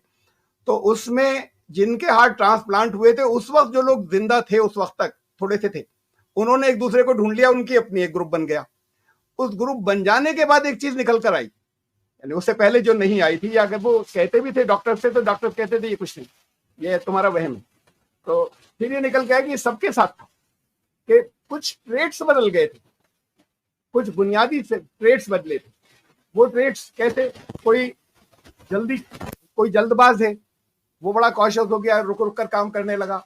कोई जो है किसी को जरा सा गुस्सा जल्दी आ जाता था, या कूल था, गुस्सा जल्दी आने लग गया। तो ये सबने अपना अपना रिपोर्ट किया कि हमारे अंदर बेसिक ट्रेट चेंज हुए हैं। तो ये तो इसके बाद और आगे क्या रिजल्ट देता है, इसका नतीजा क्या निकलता है, इसे तो जाने दीजिए। ख्याल जाहिर किया गया था, अभी तक फाइनल रिसर्च नहीं हुई है कि शायद हार्ट में कुछ मेमोरी सेल्स होते हैं कि जो हमें अभी तक नहीं मालूम था, लेकिन शायद ऐसा हो और वो फिर मेमोरी जो है वो दूसरे सेल्स को ट्रांसफर करते हो और फिर बेसिक ट्रेट्स जो है उससे चेंज होते हो। ये खाली पंप करने का आला नहीं बचा, जो कुछ कुरान कहता था कल्ब को, इसमें फिर बहुत सी चीजें आ गई। ये एक अलग बात है, एक अलग टॉपिक भी है, लेकिन ये ट्रेट्स जो हैं ये होना, उसने अल्लाह ने किसी को गुनहगार नहीं बना के पैदा किया है, किसी को नेक बनाकर पैदा नहीं किया है। ये इंसान के इन ट्रेट्स के बावजूद जो हर एक के अंदर अलग अलग है, ये नेकी बुराई के अंदर दखल नहीं देते। ये कोई किसी को बुरा बनाकर इस पर इख्तियार इंसान को दिया है, चाहे वो कॉशियस नेचर का हो, चाहे जल्दी करने वाला हो, और चाहे इस तरह का जिसे हम बेसिक ट्रेट्स कहते हैं कि ये जो नेचर की चीजें होती है। लेकिन किसी अच्छी और बुरी नेचर के साथ इंसान पैदा नहीं होता, इसको उसे खुद अपने आप को कंट्रोल करके अच्छा या बुरा बनना होता है या बन जाते हैं। तो उससे इस पर फर्क नहीं पड़ता कि कोई इंसान गुनहगार हो जाएगा या कोई इंसान नेक बन जाएगा। इसका अल्लामा साहब, आगे सवाल मेरा ये है कि क्या कोई ऐसा शॉर्टकट भी है? ये मैं इसलिए पूछ रहा हूँ क्योंकि भाई हम सब हमारे अंदर जो इमोशंस हैं और हम जो सोचते हैं उसके अंदर कुछ ऐसे ख्यालात भी आते हैं कि अगर मान लीजिए कल को कोई ऐसी बात निकल के सामने आए कि हमारे ऑर्गन डोनेशन से हमारी मगफिरत हो सकती है, या मान लीजिए हमने पूरी जिंदगी जो है वो कोई ऐसा काम किया जो हमें लगता है कि शायद माफ ना किया जाए, तो क्या आई डोनेट कर देना, ब्लड डोनेट कर देना या किसी भी तरीके का ऑर्गन डोनेट कर देना किसी की मदद के लिए, क्या हमारे लिए कोई आखिरत में बचाव का बायस बन सकता है? यकीनन बन सकता है, अगर नेक काम है तब। अभी ये तय होना बाकी है, यानी इससे पहले की स्टेज तो ये है क्या जायज है या नहीं, उसके बाद की स्टेज है कि जायज है तो सिर्फ जायज है या कोई बहुत नेक काम है। अगर बहुत नेक काम है, इंसानियत की बहुत बड़ी खिदमत है, तो फिर बिल्कुल आप ये उम्मीद रख सकते हैं कि ये बहुत इंसान के बहुत काम आएगा आखिरत के अंदर। ये लोगों के को अंडरस्टैंडिंग अपनी जो कम से कम इल्म वाले हैं उनको और गौर करके सही करनी होगी और आवाम को एजुकेट करना। मैं एक बात अर्ज करना चाहता हूँ, लोग ऐसा कहते हैं कि अगर ये अलाउ कर दिया गया तो आंखों के बाजार लग जाएंगे या अंगों के बाजार लग जाएंगे। ह्यूमन ऑर्गन ट्रांसप्लांट एक्ट होटा यहाँ पर बना हुआ है, मौजूद है, और उसके मुताबिक शरीर का कोई भी अंग, आंख की बात नहीं कर रहा हूं मैं, किसी भी अंग की, ना खरीदा जा सकता है ना बेचा जा सकता है। अगर किसी को आंख लगती है और उससे किसी हॉस्पिटल में कुछ चार्जेस लिए जा रहे हैं तो उस अंग के नहीं हो सकते। वो जो 10-20 हजार रुपए लिए जाते हैं वो ऑपरेशन थिएटर का खर्चा, सर्जन्स की जो सर्जरी कर रहे हैं उसका खर्चा, एनेस्थीसिया का जो डॉक्टर आ रहा है वहां उसका खर्चा, तो ये सारे अखराजात होते हैं वो लिए जाते हैं। कॉर्निया का जो टिश्यू है कभी ना बेचा जा सकता ना खरीदा जा सकता। दूसरी बात, ऑर्गन ट्रांसप्लांट कोई भी चाहे डॉक्टर के मैं आंखों का डॉक्टर हूं अपने क्लिनिक में कर लूं, नहीं कर सकता। उसके लिए ट्रांसप्लांट करने के लिए भी उसको लाइसेंस सरकार से होना जरूरी है, और वो रिट्रीवल के लिए भी, यानी आई बैंकिंग कर रहा है अगर, तब भी उसको परमिशन सरकार से होनी जरूरी है। और वो कुछ ही, एक बार आपको याद होगा सारे सूबे के आई बैंक बंद कर दिए गए थे, फिर सबकी जांच हुई थी और उसमें चंद आई बैंक ऐसे रह गए थे जिन लोगों को अलाउ किया गया था, जिनका सारा सिस्टम सही पाया गया। तो मेरा मानना यह है कि ये बात तो कहना कि बाजार लग जाएंगे, ये गलत है। ना पब्लिकली कोई बेच सकता है ना खरीद सकता है, और जो आई रिट्रीवल का और इम्प्लांट करने का काम कर रहे हैं, एक एक टिश्यू का हिसाब उन्हें 3 जगह देना पड़ता है। I bank association of India Hyderabad, आप कितना भी कोशिश कर लें, कैसे भी लॉज बना लें, कितने स्ट्रिक्ट लॉज बना लें, कुछ ना कुछ करप्शन तो रहेगा। उसकी वजह से हम इतना बड़ा बेनिफिट खत्म कर दें, ये नहीं मुमकिन है। हमें लोगों को एजुकेट करना होगा। जी। अब बात आ जाती है कि जितने भी मैंने स्कॉलर्स 10-12 स्कॉलर्स को जो मैंने सुना, उनका जो ये पॉइंट ऑफ व्यू था कि पहले तो उन्होंने ये बात रखी कि भाई पता होना चाहिए कि आपका जो ऑर्गन है वो किसे डोनेट किया जा रहा है, पहला। दूसरा, वो ये कह रहे हैं कि जिसे भी डोनेट किया जा रहा हो उसके लिए भी वो जरूरी हो। देखिए, तो इस पर आपका क्या? असल में तो जितनी शर्तें मैंने कहीं मुख्तलिफ जगहों पर देखी हैं, बाद लोग जो कंडीशन लगाते हैं वो सारी कंडीशन फुलफिल हो रही हैं लॉ के अंदर, सिवाय इस एक बात के जो दरमियान में आपने कही कि उसे खुद को कोई तकलीफ नहीं होनी चाहिए। कैसी बात कह दी मेरी, और इसका क्या दलील है? अरे हम तकलीफ उठाकर दूसरों की मदद करेंगे, इसी को रहमत कहते हैं। अगर कुछ तकलीफ हो रही है तब तो किसी की एक की जान बच रही है, मुझे कुछ तकलीफ हुई, हमें तकलीफ नहीं होनी चाहिए। ये लॉजिक कहां से लेकर आए हैं, किस जगह से लेकर आए हैं? मैं तो तकलीफ से मतलब ये था अल्लामा साहब, हाँ, इस बात के लिए 10 आयात में। अल्लामा साहब, तकलीफ से मतलब ये था कि वो ये कह रहे थे कि ऐसा ना हो कि आपकी 2 किडनियां हैं और आपकी एक किडनी देने की वजह से उस एक किडनी पर आप सर्वाइव नहीं कर पाएंगे, तो इस वजह से आप डोनेट नहीं कर सकते। वो एक हेल्थ वैसी वाली। किडनी डोनेशन के अंदर बहुत स्ट्रिक्ट टेस्ट होते हैं, बहुत स्ट्रिक्ट। ऐसे नहीं ले ली जाती कि कोई भी डोनर पहुंच गया ले ली गई। सिर्फ मैचिंग जरूरी नहीं होती, टिश्यूज की मैचिंग भी है, ब्लड ग्रुप की खाली मैचिंग नहीं है, बहुत सी चीजें हैं। और उसमें 100% ये एसर्टेन किया जाता है कि एक किडनी इस इंसान के लिए सफिशिएंट है या नहीं है, और वरना नहीं ली जाती और रिजेक्ट कर दिया जाता है।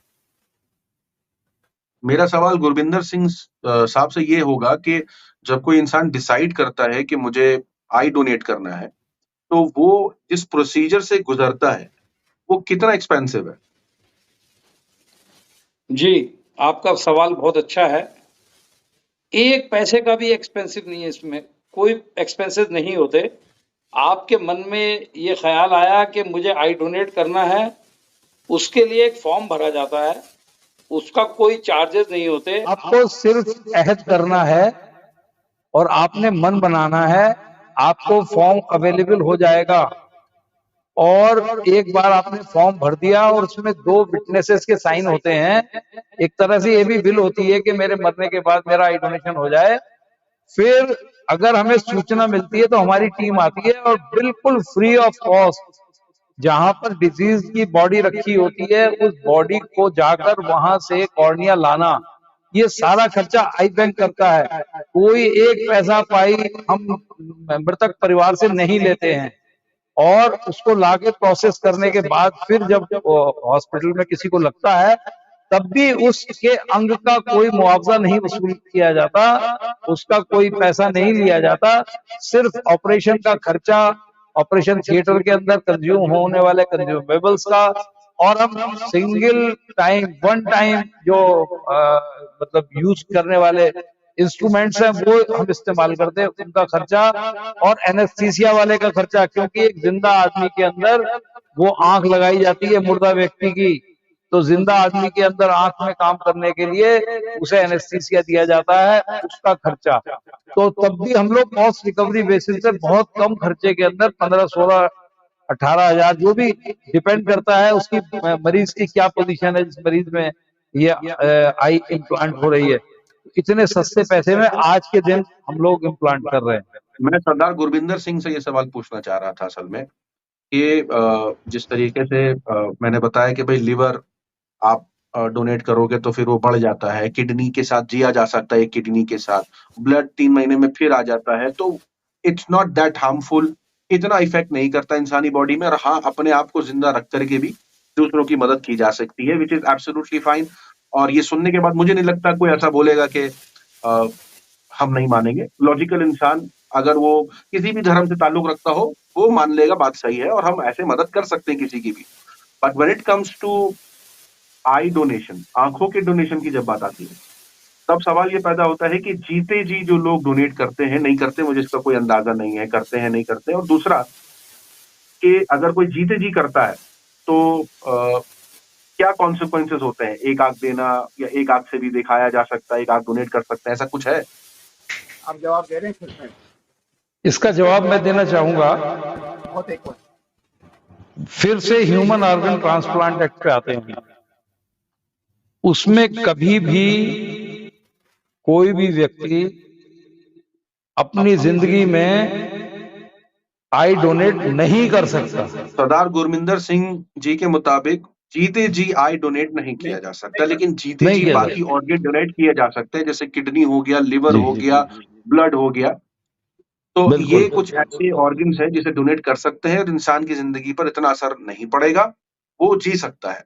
ये पॉइंट समझ में आया। लेकिन आई डोनेशन तभी हो सकती है या तो वो इंसान ये बोल करके जाए अपने घर वालों को या किसी संस्था को कि मैं अपनी आंखें डोनेट करना चाहता हूं और मेरे मरने के बाद मेरी आंखें डोनेट कर दी जाए। इस तरीके का कोई वो लिख करके या वसीयत करके या किसी को बोल करके in writing with all the गवाह, जो भी उनके जो भी कानून फॉलो किया जाता है आपके प्रोसीजर में। अगर किसी व्यक्ति ने आई डोनेशन का फॉर्म नहीं भरा है, जीते जी वो फॉर्म नहीं भर पाया, आई डोनेशन प्लेज फॉर्म, लेकिन उसके जो वारिसान हैं, उसके परिवार के जो लोग हैं, अगर उसके मरने के बाद, क्योंकि उस बॉडी के जो कस्टोडियन होते हैं वो लोग होते हैं, अगर उनकी कंसेंट हो तो ये काम हो सकता है।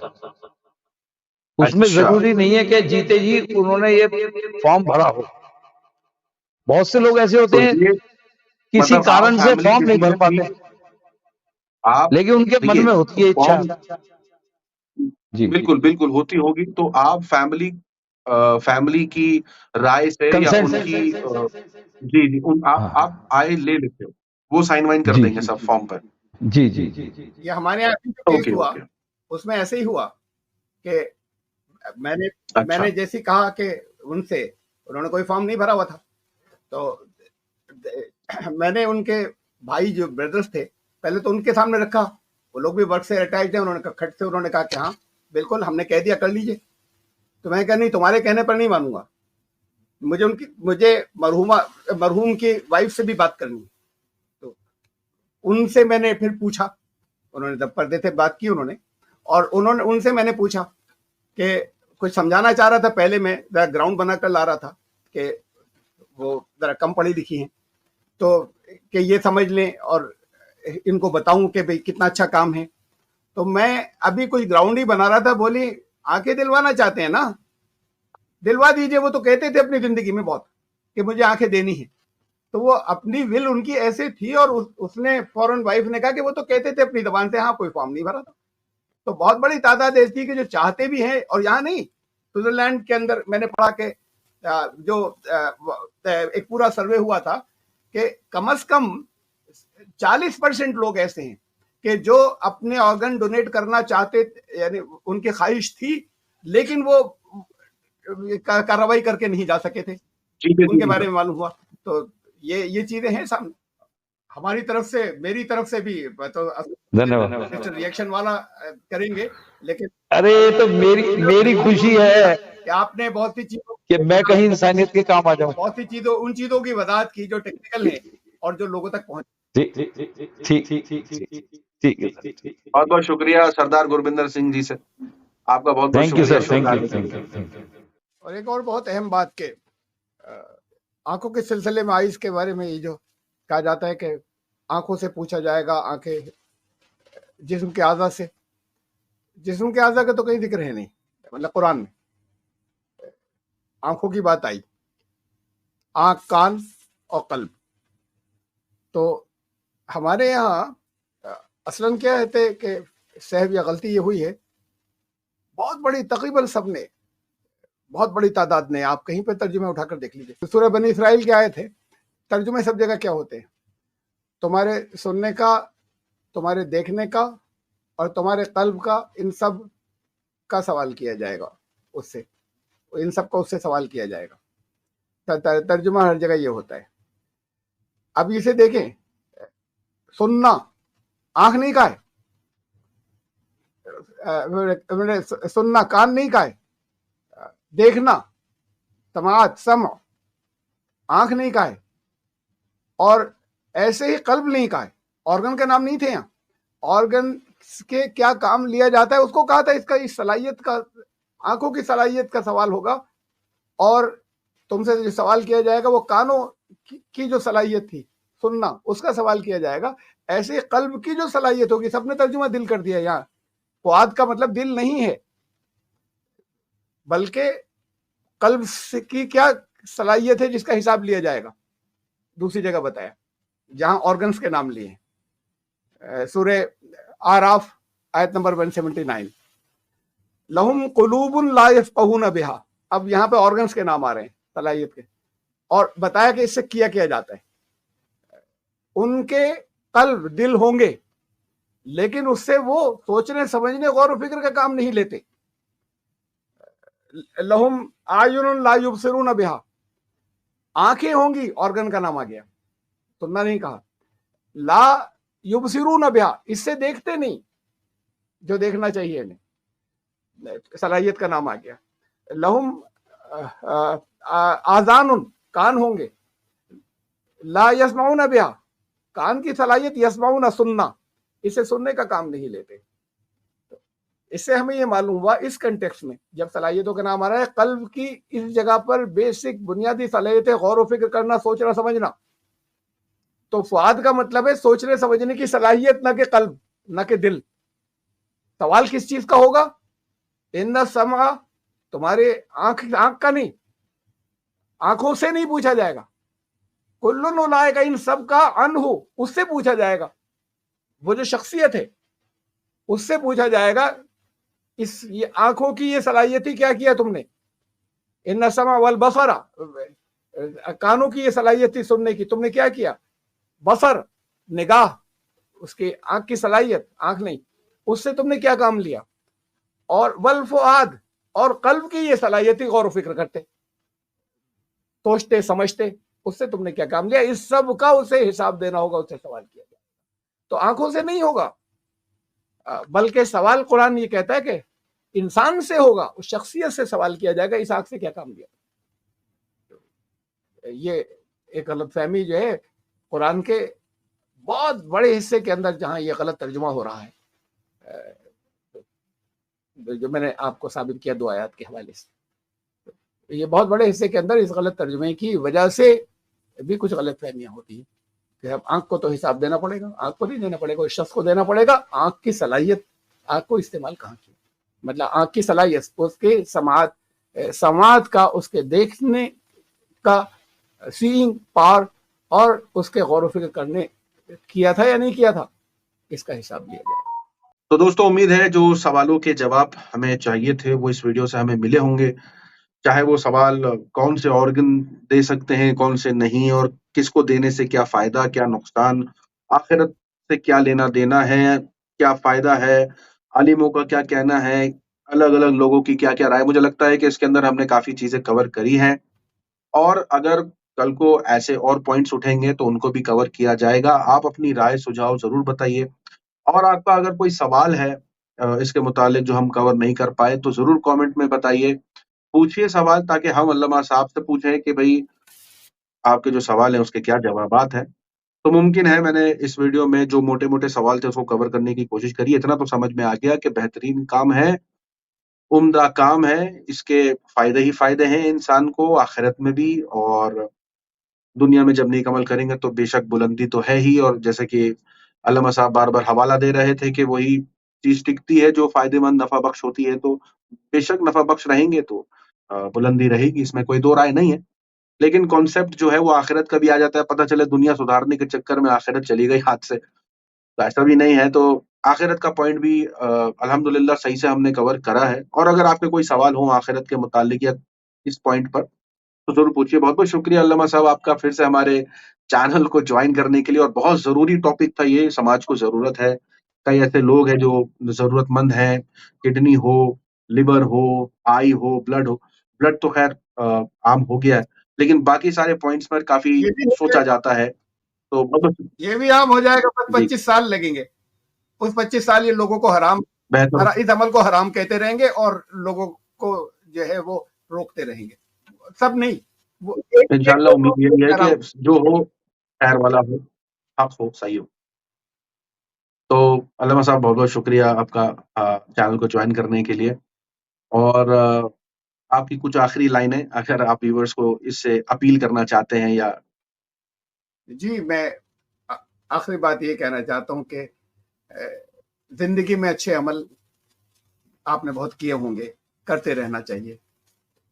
मरने के बाद अमाल का सिलसिला बंद हो जाता है। ये एक ऐसा अमल है जो मरने के बाद किया जा सकता है, दूसरा कोई अमल नहीं जो मरने के बाद वो खुद उसी की जात से मुताल्लिक़ या उसी की जात से चल रहा है। तो और लोगों को जिंदगी देना, ऐसा कि जैसे कुरान के मुताबिक मैंने कहा था कि एक इंसान को भी अब जहां तक आपकी के बस में है मरने मत दीजिए, तमाम इंसानियत मर जाएगी।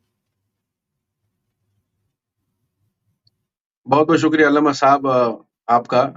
उम्मीद है जो भी सवाल हमने पूछे उससे कुछ नॉलेज तो मिली होगी। तो आप अपनी राय सुझाव कमेंट में जरूर बताइए। बहुत बहुत शुक्रिया अल्लामा साहब। अस्सलाम वालेकुम।